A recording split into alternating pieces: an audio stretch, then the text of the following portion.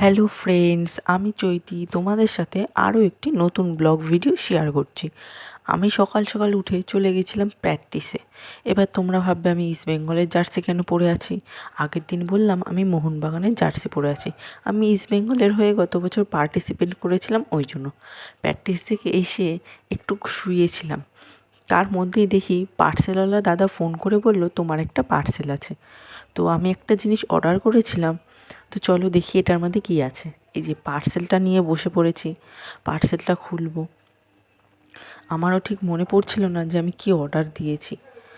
আসলে 2-3 দিন লেট করে এসেছিলো পার্সেলটা, আর আমি মাঝে সাঝেই কিছু না কিছু অর্ডার দিতে থাকি। এবার তোমরা দেখে ভাববে সবাই যে এত কিছু আমি ইউজ করি, কিন্তু আমি কিছুই এগুলো ইউজ করি না। প্রথম 2-3 দিন আমি অবশ্যই ইউজ করেই থাকি।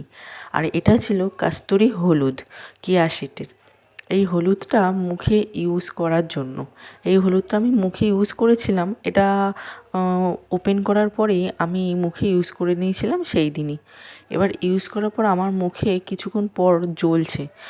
জানি না কেন জ্বলছিল, এত জ্বলছিল যে আমি বলতে পারছিলাম না। যত জলের ছিটা দিচ্ছি ততই জ্বলছে, বরফ লাগাচ্ছি তাও জ্বলছে, জানি না কেন।